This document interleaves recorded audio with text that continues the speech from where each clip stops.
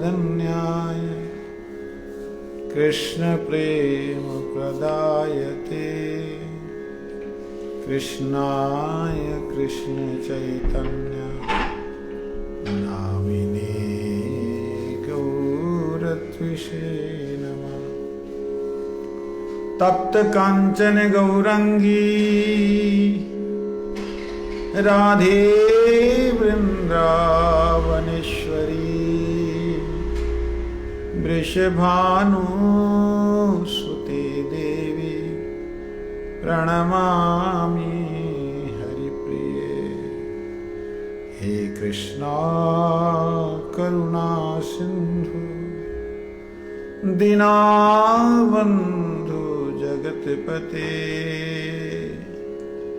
गोपेश गोपिका कांत राधा कांत नमस्तुते। वृंदायै तुलसीदेवी प्रियायै केशवस्य च कृष्ण भक्ति प्रदे देवी सत्यवत्यै नमो नमः। श्री कृष्ण चैतन्य प्रभु नित्यानंद श्री अद्वैत गदाधर श्रीवासादि गौर भक्त हरे कृष्णा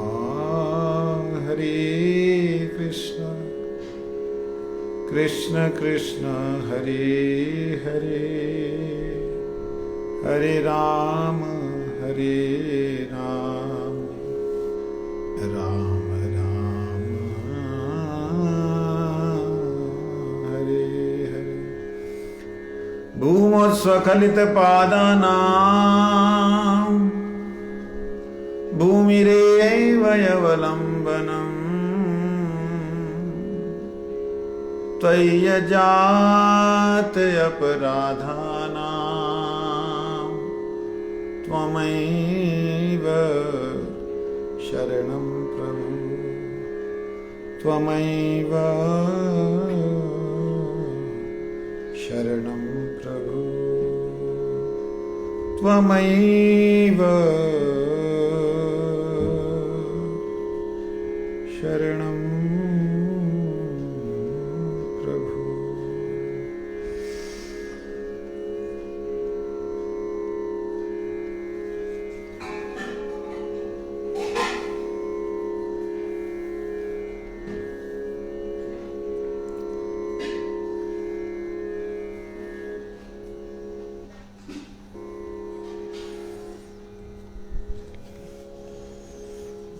हम लोग यहाँ श्रवण कर रहे हैं श्री श्री चैतन्य शिक्षामृत।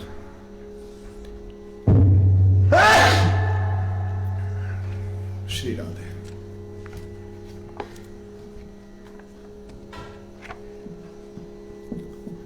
कल शांत रति के बारे में श्रवण कर रहे थे तो हमारे सत्यव्रत प्रभु जी ने एक प्रश्न किया कि जिस तरीके से शांत रति के बारे में शांत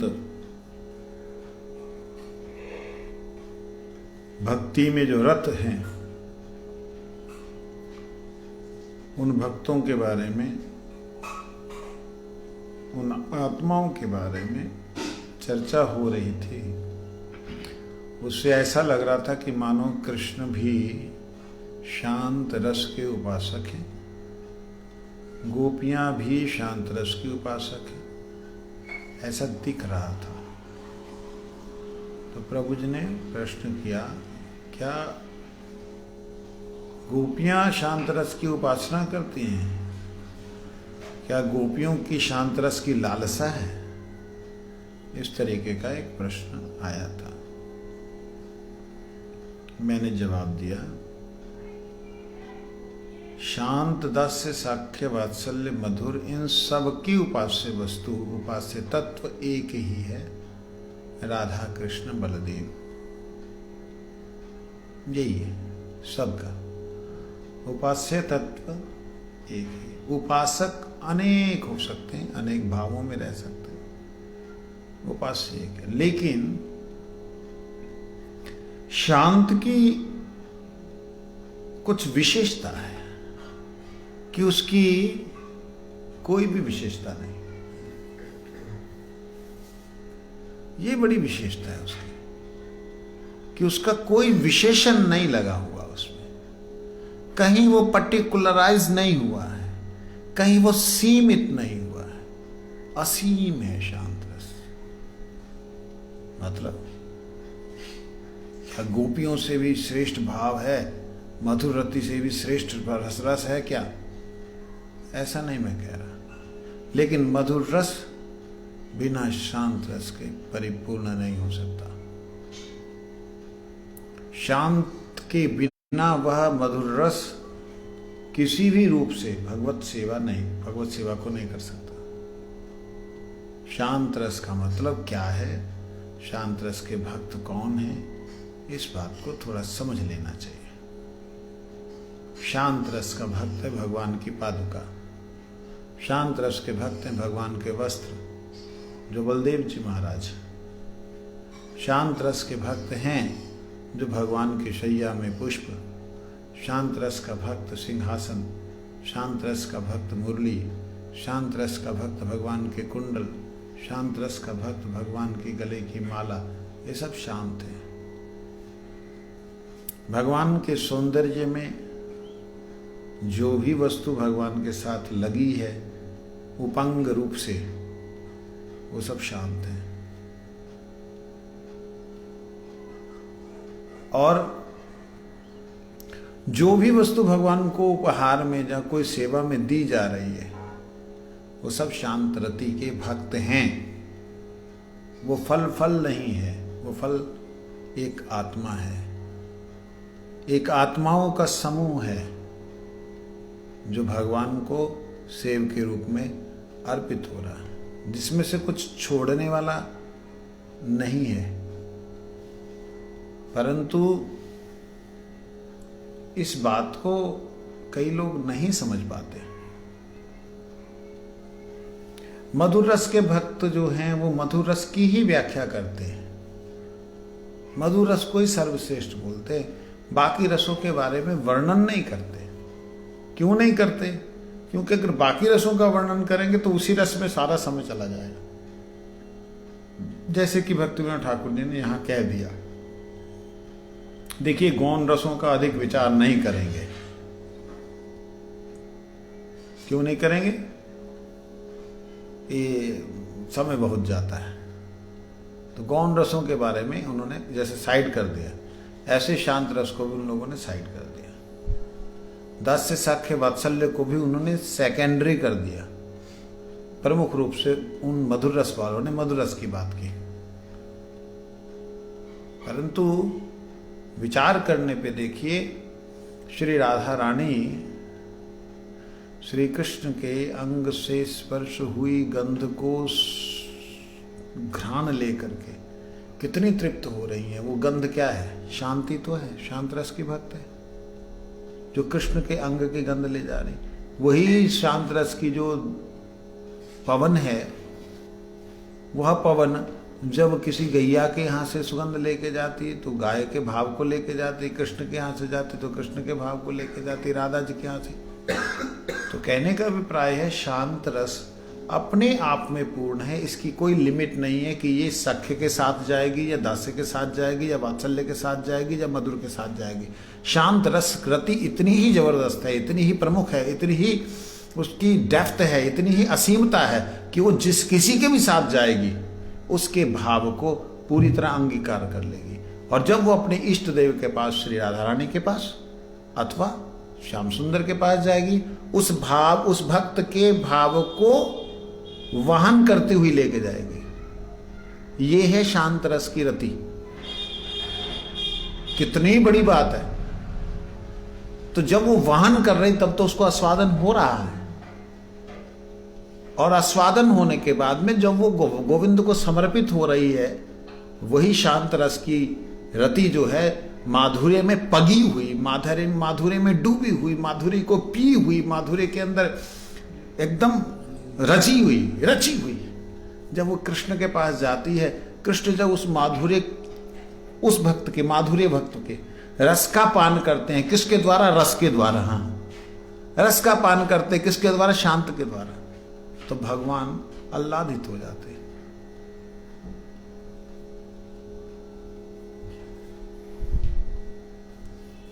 नहीं आज के दिच्छो ना सकाले আছে তাড়াতাড়ি করে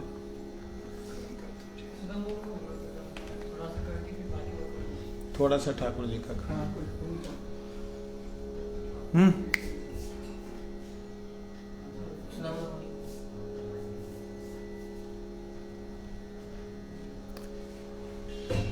तो शांत रस वाहक रस है।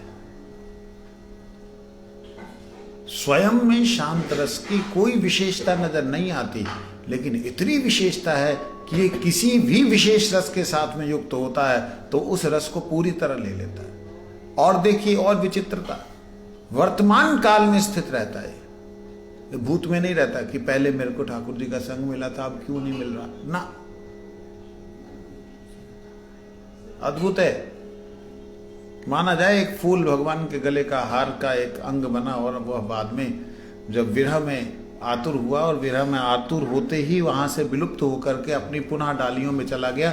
जब वो डालियों में गया है उसके बाद उसकी स्मृति ये नहीं है कि मेरे को मधुर रस वालों ने दिया था, मधुर रस का भाव मेरे में संचित हो ना, उसकी है नहीं। वो फिर नवीन रूप से प्रकाशित हो जाता है। कोई दास्य रस का उसको तोड़ करके भगवान की सेवा में लगाता तो दास्य रस का रस पूरी तरह लेता है।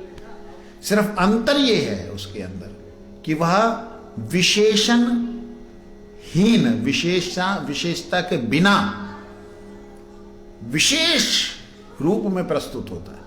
प्रत्येक बार बिना विशेषता होने के नाते, बिना अपना स्वाद होने के नाते, जिस प्रकार से जल का अपना कोई स्वाद नहीं होता, लेकिन जो भी स्वाद उसमें डाला जाता है वो स्वाद को पूरी तरह अपने में रमा लेता है।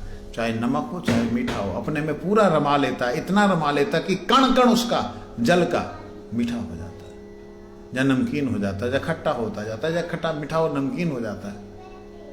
इसी प्रकार से शांत रस है जिसका अपना कोई विशेषण नहीं है, लेकिन ऐसी विशेषता है कि जिस विशेषण के साथ जुड़ जाता है, जिस विशिष्ट के साथ जुड़ जाता है, उसके रस को पूरी तरह अपने में समा लेता है या पूरी तरह उनमें रम जाता है।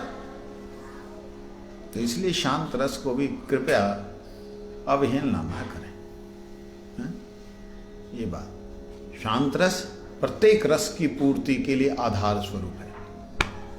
बिना शांत के कोई भी रस पूरा हो ही नहीं सकता।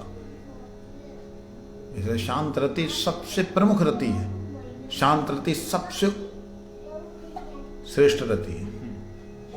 विचार करके देख लीजिए कि आपके अंदर ऐसी दैन्यता कि कृष्ण अगर चाहे तो स्वीकार करे, कोई दास स्वीकार करना तो करे, कोई दासी स्वीकार करना चाहे करे, वो अपनी सेवा में लगा ले चाहे। ऐसी शरणागति, ऐसी विनम्रता, ऐसी मतलब निष्कामता, ऐसी स्वसुख की ना इच्छा होना, वाह! गोपियों के भी अंदर सुख की कामना हो सकती है कि कृष्ण अगर दर्शन दे तो हमें आनंद हो सकता है, लेकिन इसके अंदर तो वो भी नहीं है। इसको तो कोई दास भी अगर स्पर्श कर ले तो आनंद से नाच उठता है। क्या अद्भुत है ना। तो शांत रस सर्वोपरि है। ले अपराध कर रहे हैं महाराज जी, आप अपराध कर रहे हो, देख लो। आपकी गति नहीं होगी, बोलने वाले मिल सकते हैं, लेकिन वास्तविकता में देखा जाए तो शांत रस मेरी दृष्टि में परिपूर्ण रस है। परिपूर्ण रस का मतलब इसमें कोई भी रस नहीं।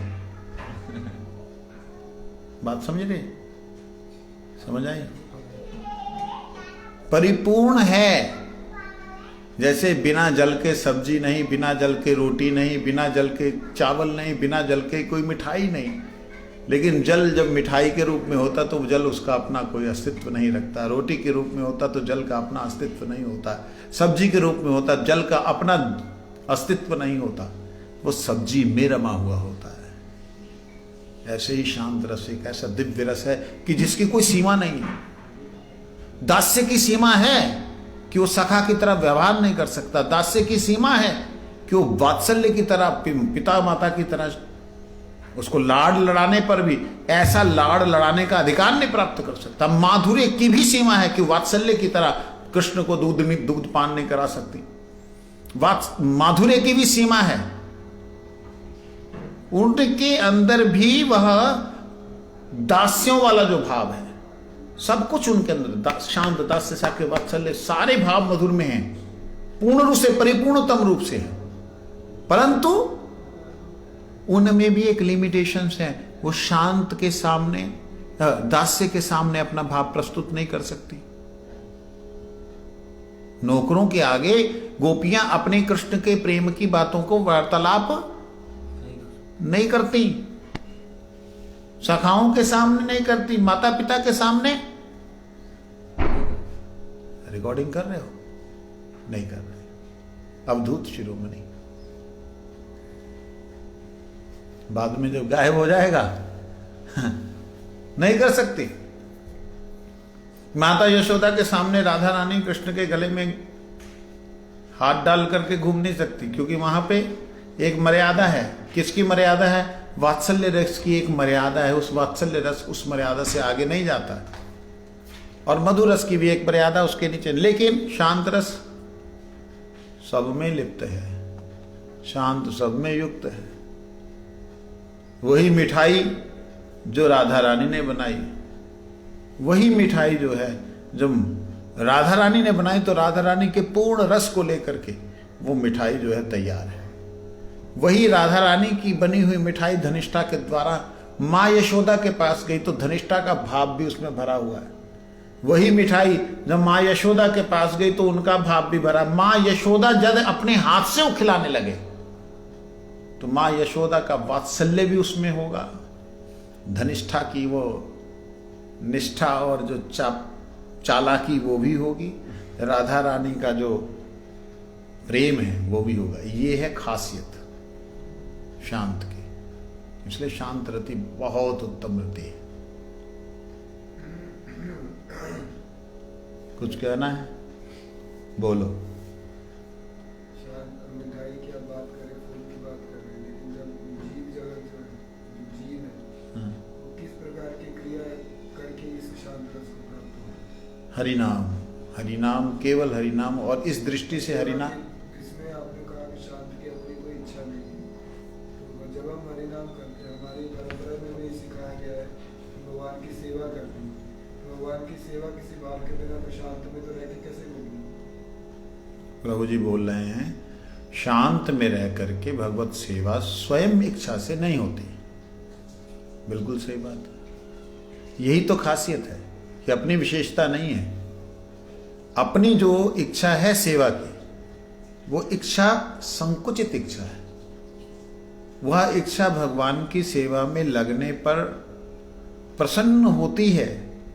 उसमें जीव, जो भी जीव है, वो आनंदित होता है, आह्लादित होता है, पूरा प्रफुल्लित होता है। लेकिन जब नहीं लग पा रहा है तो वह विरह में फिर द्वारा मुरझा करके फिर द्वारा पुनः उसमें फिर द्वारा आ जाता है। सेवा किस तरह की होती है? सेवा के मन से सोचते ही रहना, कुछ करना नहीं। ये इसीलिए तो बोलते ना दास्य, साख्य, वात्सल्य, मधुर। इसीलिए बोलते कि वो अपनी इच्छा से कर सकते हैं। प्रैक्टिकली जब प्रैक्टिकल आधार पे जब उतरेंगे तो एक व्यक्ति शांत की क्रिया को कैसे अपनाएगा? शांत की क्रिया बड़ी दिव्य है। एक एक ऐसी स्थिति है जहां पर अपनी इच्छा को इतना समर्पित किया हुआ है कि जहां उसकी इच्छा इतनी ही समर्पित है, कृष्ण स्पर्श करे तब भी आनंदित है, दास स्पर्श करे तब भी पूर्णानंदित है, कोई भी स्पर्श करे पूर्णानंदित है, ना स्पर्श करे तो वह साक्षी है। जैसे जमला अर्जुन वृक्ष भगवान की लीला के साक्षी। जैसे 5 पांडव भगवत लीला के साक्षी, जैसे ऋषि मुनि लोग भगवत लीला के साक्षी, और भगवत लीला में रचे और पगे हुए यमुना जी के जल में, कमलों के बीच में, फूलों के बीच में, वो अपनी स्वयं की इच्छा नहीं उनकी, मतलब स्वयं का स्वतंत्रता अपनी प्रकट नहीं करते, परतंत्र हैं।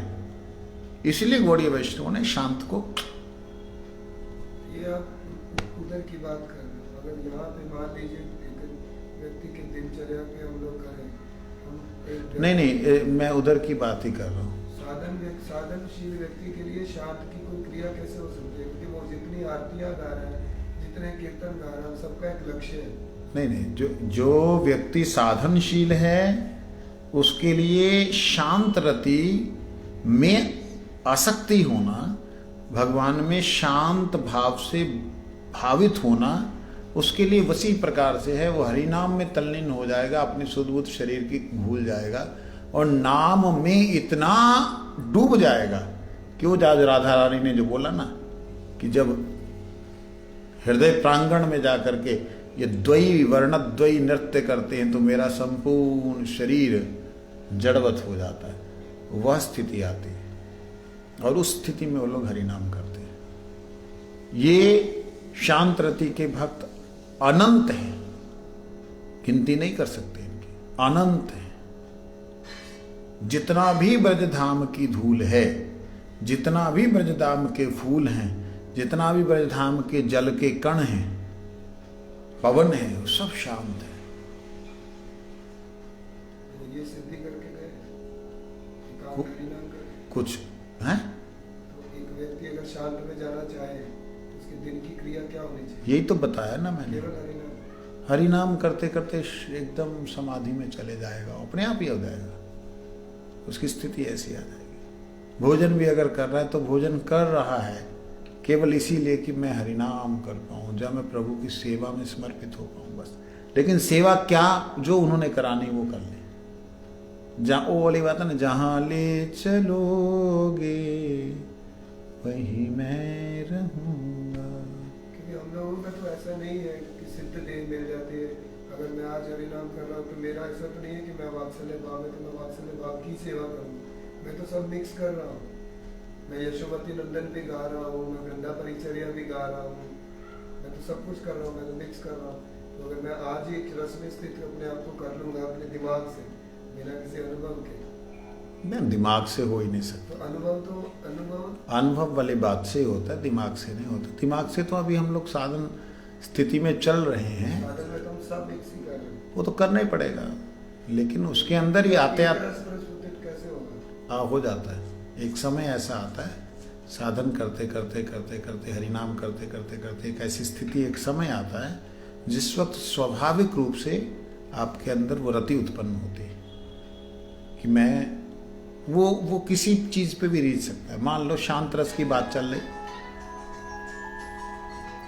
मान लो शांत रस की बात चल रही, तो वो ठाकुर जी के कुंडल पे भी रीझ सकता है, ठाकुर जी के नूपुर पे भी रीझ सकता है।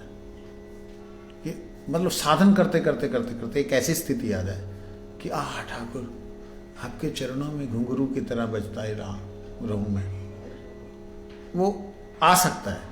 जिसकी शांत रति में रुचि होगी उसका ऐसा ही आएगा,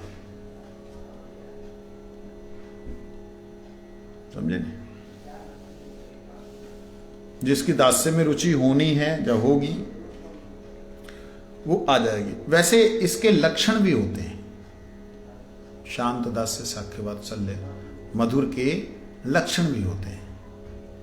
कैसे होते हैं आप इस संसार में देख सकते हैं।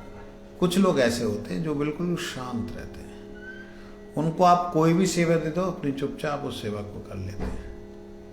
और कुछ लोग होते हैं सेवा करना ही नहीं चाहते, वो ऐसे ही शांत रहते हैं, उनको शांति में अच्छा लगता है, सेवा झंझट लगता है। कुछ लोग ऐसे होते हैं कि सेवा करते करते थकते ही नहीं है। कुछ लोग ऐसे होते हैं सेवा तो करते लेकिन सेवा जिसकी करते उसको समझाते भी रहते, देखे ऐसे नहीं है, ऐसा करने से अच्छा होगा, ये फलाने का। तो ये शांत रति, दास्य रति, सख्य रति रहती है। इसके अलावा ये कैसे समझा जाए कि इस अपने अंदर की हम बात को कैसे समझें कि हमारी रति कौन सी है, ये थोड़ा सा एक क्लू दे रहा हूं। ये सबके अंदर छुपी हुई अवस्था में रहती है, लेकिन वो व्यक्ति अनुभव कैसे कर सकता है, ये समझने वाली बात है। पहले मैंने एक बार बतलाया था, याद है तुम्हें?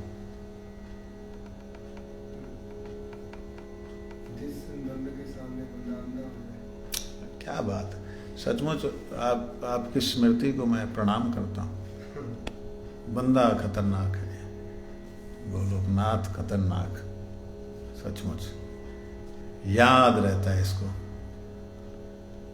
जो संबंध, जो स्वभाव, जो भाव में जाकर के व्यक्ति ब्लाइंड हो जाए, मतलब आप देखिए कोई ऐसा व्यक्ति होता है संसार में जो अपने बच्चे के लिए इतना ही पागल हो जाता है, ना उसको पत्नी की खबर, ना उसको मैया बाप की खबर, ना उसको समाज की खबर। अपने बच्चे के लिए इतना ही पागल होता है कि उसको दुनियादारी का कोई लेना देना नहीं। ऐसी बहुत सारे उदाहरण आपको मिल सकते हैं संसार में। माता ऐसी होती हैं, कोई पिता ऐसे होते हैं। इसके अलावा कोई ऐसा होता है जो अपनी पत्नी को, बच्चों को, अपने माँ बाप को, अपने दोस्तों को, अपने सारे कुनबे को छोड़ देते हैं सेवा के लिए। मतलब सेवा के लिए, समाज की सेवा के लिए। आप देखिए ऐसे आपको अगल बगल में मिल जाएंगे। समाज में घूमते रहेंगे, उनके कष्टों को देखें, उनको मिटाने की कोशिश करेंगे, ऐसा देखेंगे तो दास्य रति, निष्काम भाव से। और कोई ऐसा है कि वो रूप को देख करके पागल हो जाता है। इतना पागल होता है कि उसकी समझ में नहीं आता कि भाई क्या कर रहा है।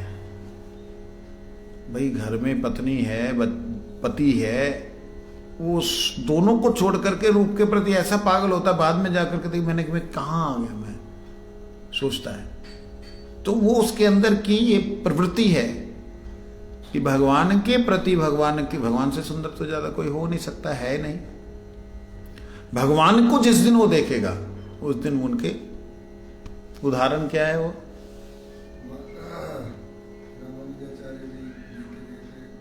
क्या नाम उसका, धनुर्धर ना, क्या नाम था?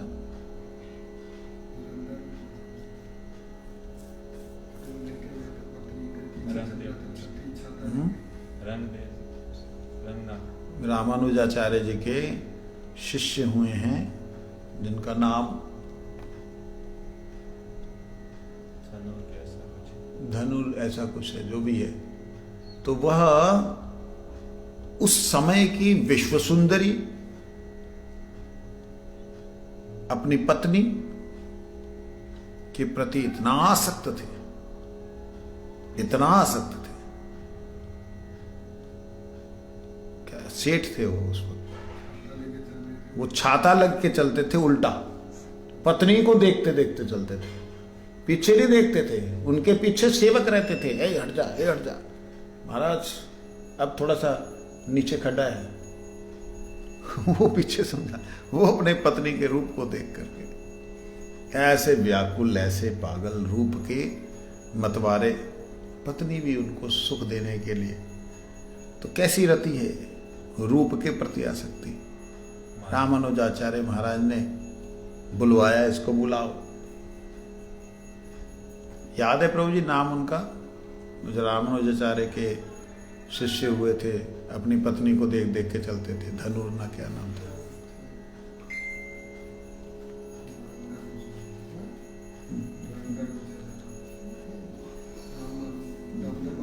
चलिए, धनुर्धर ना क्या नाम था। तो रामानुजाचार्य ने उनको बोला, उनको बुलाओ। तो कहते महाराज उनको बुलाने का मतलब वो तो कहीं जाते नहीं अपने पत्नी को छोड़ के, नहीं, तो बुलाओ। उनको लेकर के आए तो वो साथ में लेके आए कि मैं उसको कैसे छोड़ दूं, मर जाऊंगा मैं तो। अपनी पत्नी को साथ लाया तो गुरुजी ने बोला अच्छा ठीक है, उसको बोलो मंदिर के अंदर आए, 2 मिनट के लिए उसको छोड़ के आए। 2 मिनट के लिए छोड़ के गया, दर्शन भगवान के करने के लिए बोला। कहते भगवान क्या दर्शन करूं, वो तो पागल हो रखा अपने उसके पत्नी के लिए। तो उसने फिर भगवान रामानुजाचार्य ने उनके कंधे पे हाथ रखा। रामानुजाचार्य ने पहले भगवान से प्रार्थना की थी, ये व्यक्ति जो है वो मोहित है, आप इसे अपना स्वरूप दिखाइए। गुरुजी बोलते हैं रामानुजाचार्य तो लक्ष्मण जी, श्रीकांत भगवान से उन्होंने निवेदन किया, रंगनाथ भगवान से कि इसको दर्शन दीजिए। भगवान ने जैसे ही छटा दिखलाई वो पागल हो गया, कहाँ उसकी पत्नी, कौन सा रूप, किसका रूप, वो पागल हो गया। और देख करके भगवान ने जैसे अपने रूप को अदृश्य किया, गुरुजी वो कहाँ है? ऐसे ये होती है रति। प्रत्येक व्यक्ति के अंदर, प्रत्येक जीव के अंदर कोई ना कोई एक ऐसी वीकनेस होती है, ऐसी वीकनेस होती है जहां पे जाके वो पागल हो जाता है, उसका दिमाग काम नहीं करता है। तो समझना कि इसकी रति यही है, ये इसी रास्ते पे जाने वाला है। अपने आप के अंदर एनालाइज करना चाहिए, दूसरे के ऊपर कभी नहीं इसको देखना चाहिए। जब दूसरे के ऊपर देखने जाओगे तो खुद का अपना अस्तित्व खो दोगे, ये कभी नहीं करना चाहिए। इसलिए अपने आप को एनालाइज करने के लिए मैं कौन सी क्रिया को करने के लिए बिल्कुल पागल हो जाता हूं। जिस क्रिया में, जिस चीज में जाके आप अपने आप की विस्मृति हो जाती है आपकी, तो वही आपका नित्य स्वरूप में भाव उदित होने के 99% चांसेस होते हैं। साधु संतों में वो ऐसा विरक्ति, जितने भी साधु संत विरक्ति हैं, क्यों नहीं? साधु संतों में इस प्रकार का आकर्षण हो विशेष रूप से, तो उसको किस रस में आप काउंट करेंगे? साधु संतों का आकर्षण हो, साधु संतों के प्रति उसका ऐसा हो कि उसके सामने वो सब कुछ भूल जाए, वो तो गुरु भक्ति है। तो वो किस रस में आप काउंट करेंगे? दास्य में? दास्य में तो है ही है, लेकिन वो देखना होगा कि साधु के प्रति उसका क्या भाव उदित हो रहा है। भूल जा रहा है ना, क्या भूल जाना, किस रूप में भूल जाना, वचन के सामने, उनके शब्दों पे लुट जाना, है ना। उनके शब्दों के सामने सबको गौण कर देना, ये तो गुरु भक्ति की वो चरम सीमा है। लेकिन गुरु भक्ति में भी अगर गुरु के आदेश के ऊपर अपने आप को चलाने वाला वो है, आप उसे किस रस में काउंट करें? वो किस रस में? दास्य में ही आएगा। दास्य। दास्य बलदेव जी के अनुगत में जहां वो सेवा लगाना चाहेंगे, लेकिन उसमें भी वो जब उनके शब्दों को श्रवण कर रहे हैं ना, तो उसमें भी वो रति की जब बात आएगी, दास्य की आएगी, सख्य की, वात्सल्य की, उसकी रुचि जिसमें होगी ना, वो उस तरफ खींचा चला जाएगा, और बाकी सारी बातें होने के बाद भी वो उसी तरफ रहेगा। ऐसा होता है, ये चीज है। इसलिए आज हम दास्य रति के बारे में श्रवण करते हैं। रति में अनन्य दास्य रति, इस रति में अनन्य ममता संयुक्त होने पर दास्य या प्रीति रति होती है। उस समय भगवान को प्रभु समझकर जीव अपने को उनका नित्य दास समझकर संबंध स्थापन करता है। संबंध स्थापन करता है। दास्य रति 2 प्रकार की है, संभ्रमगत और गौरवगत। संभ्रमगत दास्य में जीव अपने को अनुग्रहित समझते हैं, गौरवगत दास्य में अपने को लाल्य समझते हैं। सभी किंकर संभ्रमगत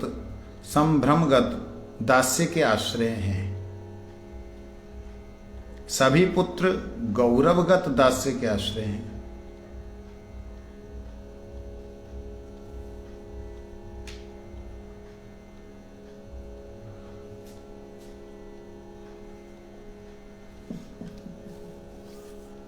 यहां कह रहे हैं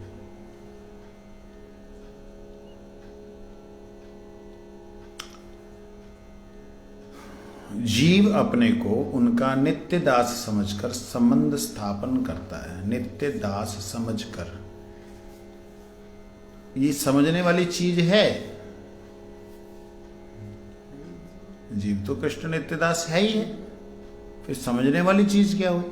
उसको एहसास हो गया। हाँ, उसकी समझ में आ जाना।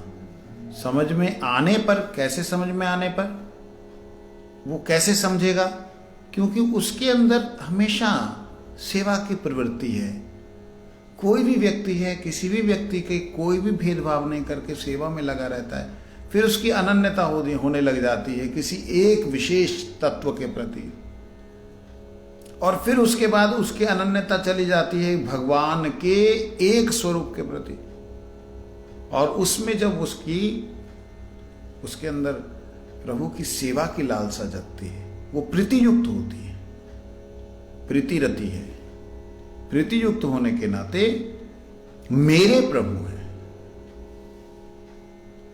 ऐसा जब मेरापन भाव उसका आता है, तब वह प्रभु के साथ में संबंध स्थापन करता है। ये स्थापन करता शब्द का अर्थ थोड़ा सा मेरे को अटका रहा है, लेकिन फिर भी स्थापन करता भक्तिविनोद ठाकुर जी ने अगर ऐसा लिखा है तो उसका अर्थ यही होगा कि संसार से उठा करके संपूर्ण संबंधों को भगवान में ही देखता है। ये स्थापन करता का अर्थ ऐसे होगा। जैसे मेरी पत्नी नहीं है, मेरी पत्नी कृष्ण की दासी है, इसको संतुष्ट करना मेरा कर्तव्य है, मेरा धर्म नहीं। मेरे बच्चे मेरे नहीं हैं, मेरा बच्चा आता ही नहीं फिर उसके अंदर, हे कृष्ण, हे आपके बालक, अब ठीक है, अभी जिद कर रहे हैं, क्या करेंगे, आपके हैं तो मैं सेवक हूं, मैं दासों का दास तुम्हारा। इस भाव से वह संबंधों को स्थापन करता है, मतलब भगवान को अपने संबंध जितने हैं वहां स्थापन करता है, मतलब भगवान को उनमें आरोपित करता है। आरोपित शब्द भी उचित नहीं, नेगेटिव वर्ड है। स्थापित ही ठीक, स्थापन शब्द तो वो एक ही बात होगी। आरोपित और स्थापन एक ही जैसा ही है, लेकिन आरोपित शब्द जो है थोड़ा सा अभिमान करता है उसका। हाँ, शीघ्र मिले तब गोकुल। लेकिन इसमें यहाँ पे थोड़ा सा स्थापन शब्द मेरे को अटका इसलिए रहा, इसमें मुझे कुछ ऐसा लग रहा है जैसे भक्तिविनोद ठाकुर जी ने कहा है, हाँ प्रभुपाद जी ने कहा है, सकली कामनी रे काम नहीं तब धाम, ताहर मालिक केवल यादव, ऐसा करके हो ना, इसमें है वो। तो उसमें है कि सारे भोगों के मालिक कृष्ण हैं, तो वह उसको कामने काम नहीं तब धाम, मेरा धाम मेरा घर वो नहीं है, वासना नहीं है, उसके मालिक यादव है। वहां पे वह स्थापन करता है कि मालिक वहां वो हैं, मैं तो दास हूं। तो दास की सेवा जहां दास की संतुष्टि मेरा कर्तव्य जरूर है, लेकिन ये अधिक मतलब मैं इसका भोक्ता नहीं हूं। परिवर्तित करता है। स्थापन शब्द का अर्थ परिवर्तित करता है। संबंध भगवान का नित्य दास समझते हुए सारे जो स्वयं के संबंध हैं उसमें भगवान, वो शब्द है एक भक्तिविनोद ठाकुर जी का, भूलाओ,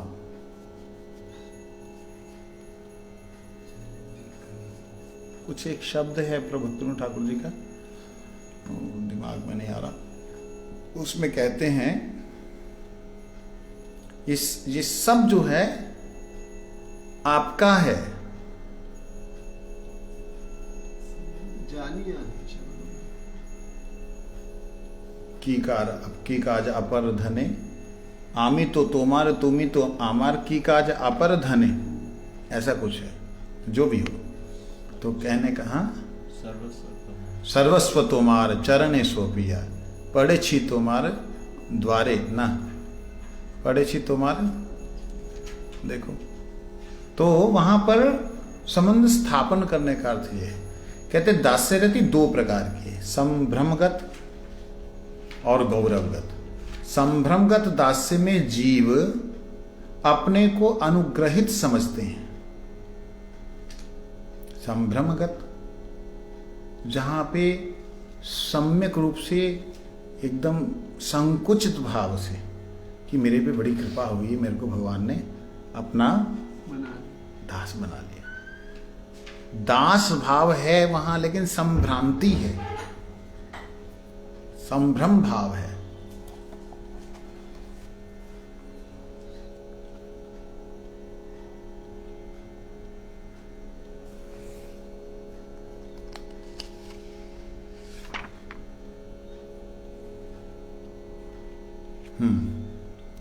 तुम्हार संसारे करीबो सेवन नहीं वो फलेर भागी, तब सुख याहे करीबो जतन है तब है पद अनुरागी। ये बात, ये प्रभु आत्मनिवेदन तुया पदे करी है नु परम सुखी। जब आत्मनिवेदन करता है, अपने आप को समर्पण करता है, तो वो क्या देखता है? तुम्हार संसार है, आपका संसार में करी वो सेवन, मैं आपके संसार का सेवन करूंगा। सेवन का मतलब दो अर्थ होते हैं, जितनी जरूरत है उतना मैं ग्रहण करूंगा, या दूसरा अर्थ है मैं उनकी सेवा करूंगा। जैसी जिसकी सेवा की जरूरत है, प्रसाद की सेवा की जरूरत है तो भोजन है, भोग की सेवा की जरूरत है तो अर्पण है। भोग को अगर सेवा करना है तो भोग अर्पण करना पड़ेगा। प्रसाद अगर आ गया तो वो सेवन करना मतलब भोग प्रसाद को ग्रहण करना होगा। ऐसे आपके संबंध से आगे चलते हैं। तो ये है संभ्रम दास्य में, जीव के अंदर ये भाव रहता है मैं अनुग्रहित हूं। और जो गौरवगत दास्य में अपने को लाल्य समझते हैं। लाल्य मतलब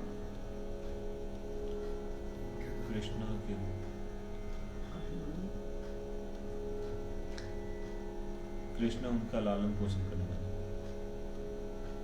कृष्ण उनके पिता हैं, कृष्ण उनके मालिक हैं, वही हमारा लालन करते हैं, उन्हीं के द्वारा हम पालित हो रहे हैं। हमारे सर्वस्व वो हैं। एक में अपने आप को अनुग्रहित समझ रहे हैं, दूसरे में अपने आप को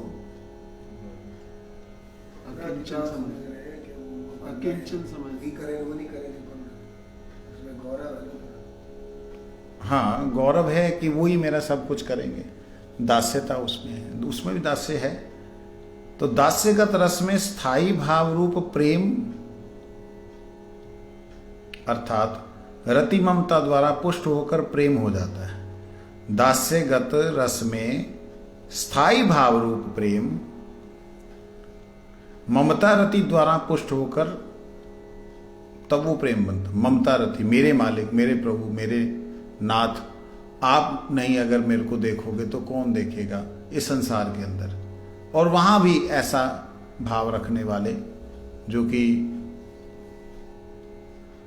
भगवान के दास हैं, वहां भी इस प्रकार का भाव रखने वाले। अतएव दास्य रस में रति और प्रेम रूप लक्षण द्वय युक्त स्थायी भाव है।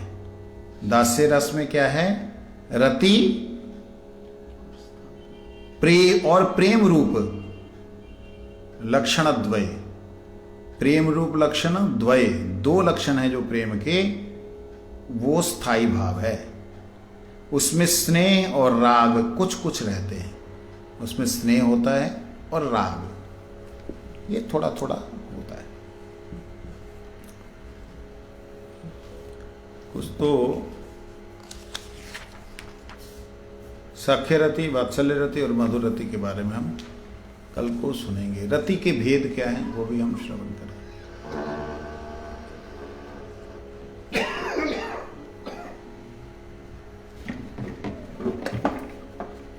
आइए प्रभु, आइए नीचे।